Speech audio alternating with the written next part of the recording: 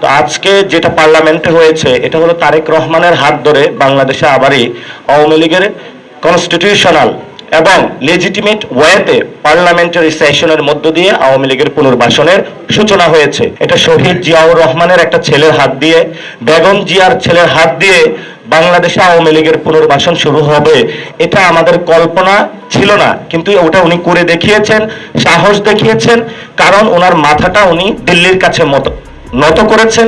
এই জন্য হলো আজকে এই অবস্থা হয়েছে। এই জন্য আমরা ওনাকে আহ্বান জানাবো যে দিল্লির যে আধিপত্যবাদ সেটা থেকে বের হয়ে আসেন, মার্কিন আধিপত্যবাদ থেকে বের হয়ে আসেন। বাংলাদেশে অসংখ্য মানুষ আছে যারা বাংলাদেশের জন্য ফাইট করতে রাজি আছে।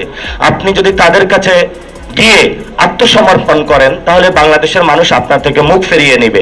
আজকে সালাউদ্দিন সাহেব বললেন যে অভ্যুত্থানের পরে চুপ্পুর কাছে যারা উপদেষ্টা ছিল তারা কেন শপথ নিয়েছিল। সেই সময় আমরা কিন্তু চাইনি, শুধু একমাত্র বিএনপির কারণে। আমি প্রত্যেকটা পলিটিক্যাল পার্টির দরজায় নক করেছিলাম। আমি মির্জা ফখরুল থেকে শুরু করে জামায়াত ইসলামী, প্রত্যেকটা ইসলামিক আন্দোলন থেকে প্রত্যেক রাজনৈতিক দলের কাছে গিয়েছিলাম এই চুপ্পুর পদত্যাগের দাবিতে। আমরা মাঠে আন্দোলনরত ছিলাম। আজকে একটা ইনফরমেশন দিব, বঙ্গভবনে চুপ্পুর পদত্যাগের দাবিতে আন্দোলন হচ্ছিল, সেই সময় যিনি বর্তমান আর্মি প্রধান ওয়াকার সাহেব, উনিও আমাদের কাছে সময় চেয়েছিলেন যে আমাকে একটু সময় দেয়, আমি দেশে এসে এটার একটা বিহিত ব্যবস্থা করব। তো সেই সময় আমরা ধৈর্য ধারণ করেছিলাম রাষ্ট্রের স্ট্যাবিলিটির জন্য। বিএনপিও বলেছে একটু সময় নেওয়া প্রয়োজন, পরবর্তীতে এইসব আওয়ামী লীগের যেগুলো লেসপেন্সার আছে অটোমেটিক বিদায় হয়ে যাবে। কিন্তু আজকে আমরা দেখলাম যারা আওয়ামী লীগের লেসপেন্সার আছে তাদেরকে ক্ষমতার মোহে তারা অন্ধ হয়ে তাদেরকে হলো তারা তাদের ঘাড়ে তুলে নিয়েছে। এই জন্য আমি বলি যে সংসদটা অদ্ভুত এক রকমের সংসদ হয়েছে। রাষ্ট্রপতি হলো আওয়ামী লীগের, তারপরে হলো প্রধানমন্ত্রী হলো বিএনপির, আর বিরোধী দলীয় নেতা হলো জামায়াতের। অর্থাৎ এই খিচুড়ির মধ্যে সবই কিছু রাখা হয়েছে। তো যেই খিচুড়ির মধ্যে আসলে আওয়ামী লীগ থাকবো সেই খিচুড়ি আসলে বাংলাদেশের মানুষ খাবে না, এটা আমাদের স্পষ্ট বার্তা। এখন ওনারা যদি এটা সংসদে সমাধান না করতে পারে তাহলে এটা হয়তো আমাদের রাজপথে ফয়সালা করতে হবে। তখন যদি আমরা বঙ্গভবনের সামনে যাই তখন আমাদেরকে বাবারা এটা বলবেন না যে তোমরা কেন বঙ্গভবনের সামনে আসছো। তখন আমাদের এই প্রটেস্টকে আপনারা মব বলে বা অন্য কোনো কিছু বলে আখ্যা দিবেন না। আপনারা যদি মনে করেন যে নির্বাচনের মাধ্যমে ইঞ্জিনিয়ারিং করে আপনারা ভারতের টিকিট নিয়ে আপনারা এখানে সংসদ ভবন দখল করেছেন গুন্ডা মাস্তান চাঁদাবাজদের নিয়ে, এবং বাংলাদেশের মানুষকে আপনারা গ্রিন কার্ড পেয়ে গিয়েছেন, এটা আপনাদের ভুল ধারণা। তারেক রহমানকে কে ভুল বুঝায়? তো তারেক রহমানের রাজনৈতিক উপদেষ্টার নাম আপনারা জানেন? আমি স্পেসিফিক আকারে বলতে চাই, বাংলাদেশে গণতন্ত্র মুক্তি পায় নাই। যেই সরকারটা হয়েছে এটা একটা অগণতান্ত্রিক সরকার। কারণ আপনি যদি গণতান্ত্রিক সরকার গঠন করতে হয় তার পূর্ব শর্ত হলো একটি ফেয়ার অ্যান্ড ক্রেডিবল ইলেকশন প্রয়োজন।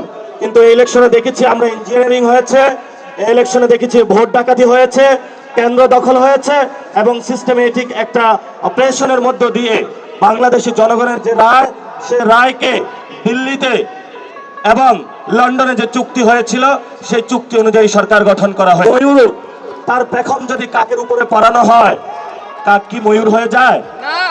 এই জন্য বলবো যে স্বৈরতান্ত্রিক যে ব্যবস্থা আমাদের সংবিধান রয়েছে, এই সংবিধানে যিনি প্রধানমন্ত্রী বর্তমানেও আছেন উনি স্বৈরতন্ত্রের পথে হাঁটছেন। এই জন্য আমরা ওনাকে বলবো বাংলাদেশের মানুষকে ঐক্যবদ্ধভাবে আমাদেরকে সংবিধান সংস্কার সভা যেটা আছে এটা বাস্তবায়ন করতে হবে। যদি বাস্তবায়ন আমরা না করতে পারি তাহলে আপনারা এরকম দেখতে পারবেন শেখ হাসিনার মতনই যেইভাবে রাজত্ব চালিয়েছিল আরেক স্বৈরতান্ত্রিক রাজত্বের দিকে আমরা যাচ্ছি। কিন্তু এই স্বৈরতান্ত্রিক রাজত্বের দিকে যদি কেউ যেতে চায় আমরা তখন দেখবো না আপনি কি বেগম জিয়ার ছেলে নাকি শহীদ জিয়া রহমানের ছেলে। লড়াইটা হবে ফেসিবাদ এবং ফেসিবাদী বিরোধী লড়াইয়ের শক্তির মধ্যে। এবং আমরা স্পষ্ট ঘোষণা করছি বাংলাদেশে, আমরা বাংলাদেশে আর কোনো ফেসিবাদী ব্যবস্থা চাই না, চাই না। এই যে লাস্ট কথা যেটা বলবো, বিচার, সেটাতে নাকি 1 কোটি টাকার ঘুষ পাওয়া গিয়েছে। আবার যার নামে অভিযোগ এসেছে সেও নাকি বিএনপির একটি দাপ্তরিক দায়িত্বে আছে। তো বিচার প্রক্রিয়া যদি এই অবস্থা হয় তাহলে আবু সাইদ, মুগ্ধ, শহীদ ওয়াসিম তারা যে জীবন দিয়েছিল তারা তো সেই জীবনের বিচারও তারা পাচ্ছে না। এই বাংলাদেশ আমরা দেখতে চাই না। নতুন করে কথা এসেছে যে শেখ হাসিনা নাকি ভুল বুঝানো হইতো, তাকে কারা উপদেশ দিত। একটু আগে একজন বক্তা বলেছিলেন যে তারেক রহমানকে কে ভুল বুঝায়। তো তারেক রহমানের রাজনৈতিক উপদেষ্টার নাম আপনারা জানেন? রাজনৈতিক উপদেষ্টার নাম হলো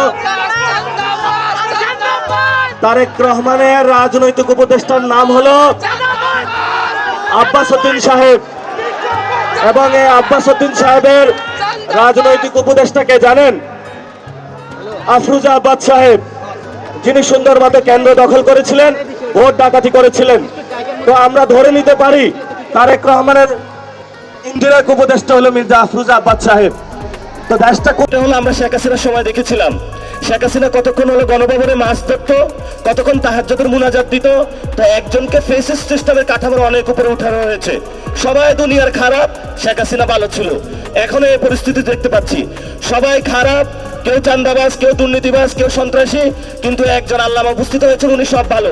উনি ট্রাফিক সিগন্যালে দাঁড়িয়ে যান, বিদ্যুৎ কমিয়ে দেন, সব কিছু উনি ভালো কাজ করে। কিন্তু আমি আপনাদেরকে অনুরোধ করব, আপনারও মেয়ে সন্তান আছে 2 জন, আপনার ওয়াইফ আছে, আমাদেরও মা বোন আছে। অনেক কষ্টের জায়গা যদি এই গণ অভ্যুত্থানের পরে কোনো বোনদের আমরা দর্শন হতে দেখি, প্লিজ মাপ চাই।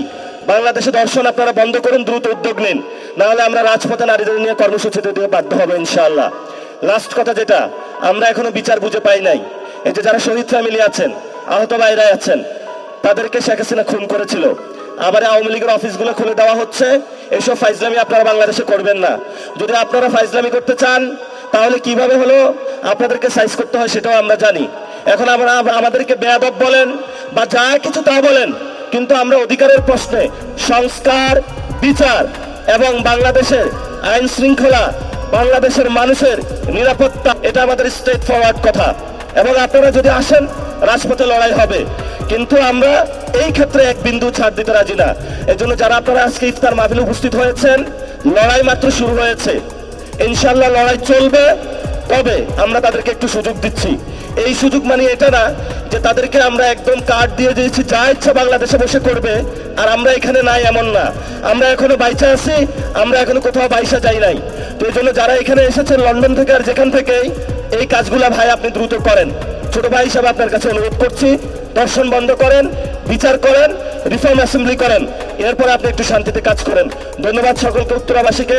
আমি এখানে ইলেকশন করার কথা ছিল, ভাগ্যের পরিক্রমায় ঢাকা 8-এ গিয়েছিলাম। ঢাকা 18-তে চান্দাবাজি সন্ত্রাসী নাই এটা আমি বলি না, এখানেও আছে। উত্তরখান দক্ষিণখানে অনেক সন্ত্রাসী কার্যক্রম চলেছিল, আমাদের প্রার্থী আরিফুল ইসলাম আদিবের উপরে সেই সময় আক্রমণ চালানো হয়েছিল। আমরা সেই কাহিনীগুলো কিন্তু জানি, কারা করেছিল তারাও জানি। আমরা আপনাদেরকে বলবো হুঁশিয়ার, সাবধান। আর যদি এক পা বাড়ানোর চেষ্টা করেন, তাহলে আমরা আপনাদেরকে মোকাবেলা করতে পারবো। ভোট কিন্তু একদম আকাশ পাতাল বেশি হয় নাই, কাছাকাছি হয়েছে। আমাদেরকে যারা ভোট দিয়েছে তাদের প্রতি আমাদের দায়িত্ববোধ রয়েছে। এই জন্য হলে ধীরে সুস্থে কাজ করবেন, উচ্ছৃঙ্খল ভাবে গাড়ি চালাবেন না। বাংলাদেশের মানুষ ধীরে সুস্থ ভাবে চায়। এই যারা ড্রাইভিং সিটে বসেছে, রেকলেস ড্রাইভার হবেন না। ধন্যবাদ সকলকে, দোয়া করবেন। টাইম নাই, ইনশাআল্লাহ ভবিষ্যতে কথা হবে।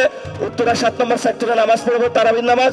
সবাই একসাথে আসবেন, আড্ডা দিব ইনশাআল্লাহ। সবাই ভালো থাকবেন। আসসালামু আলাইকুম ওয়া রাহমাতুল্লাহ।